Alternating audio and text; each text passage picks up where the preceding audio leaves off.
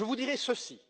Chaque fois que vous ferez avancer la cause de la liberté, de l'égalité et de la fraternité en Europe, chaque fois que vous agirez pour une Europe plus juste, plus durable et plus démocratique, nous serons à vos côtés. À défaut, vous nous trouverez sur votre route.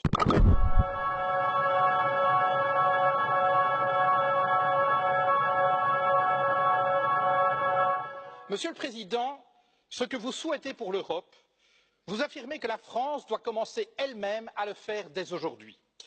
Votre action en France raconte une toute autre histoire, une histoire qui met à mal la devise de votre pays, liberté, égalité, fraternité. Où est la liberté?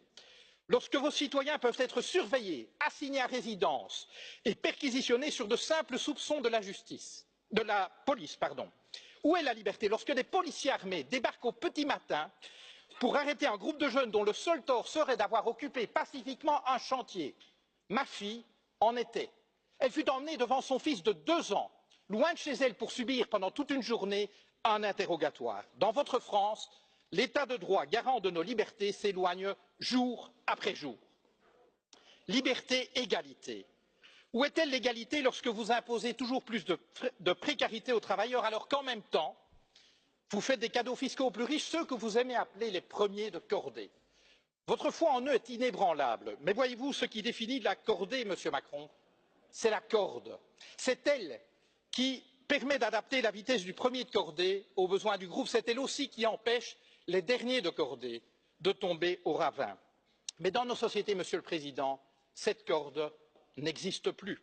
Les riches s'enrichissent, les classes moyennes stagnent et se précarisent, et les plus fragiles sont abandonnés à leur sort. Liberté, égalité, fraternité. Est-ce au nom de la fraternité que vous vendez des armes à des régimes qui les retournent contre leur propre population ou contre leurs voisins? Où est-elle cette fraternité lorsque votre police lacère tente ses sacs de couchage de migrants?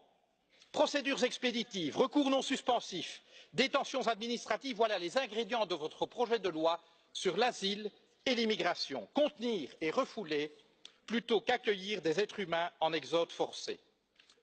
Liberté, égalité, fraternité. Au pays de l'accord sur le climat, je rajouterai un 4e terme, durabilité. Vous dites vouloir la taxe carbone, la fin du glyphosate, la fin des voitures diesel, bravo. Mais vous restez en même temps un ardent promoteur des traités actuels de libre-échange et pire encore du nucléaire.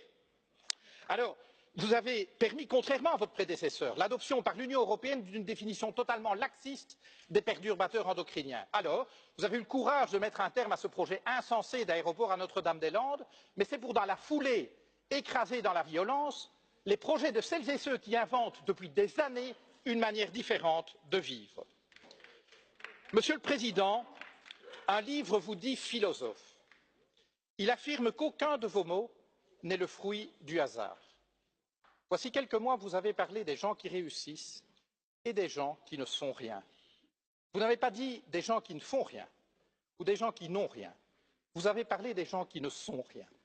Voyez-vous, pour nous, le projet européen consiste précisément à faire en sorte que plus jamais, en aucun endroit de ce continent, aucune femme, aucun homme ne puisse être considéré comme rien ou se penser comme rien. Car considérer des êtres humains comme rien, c'est permettre de leur faire subir n'importe quoi, et cela, nous ne l'accepterons jamais.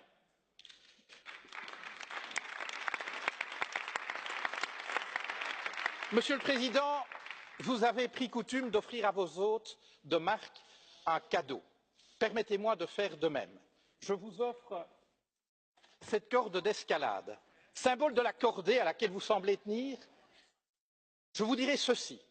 Chaque fois que vous ferez avancer la cause de la liberté, de l'égalité et de la fraternité en Europe, chaque fois que vous agirez pour une Europe plus juste, plus durable et plus démocratique, nous serons à vos côtés.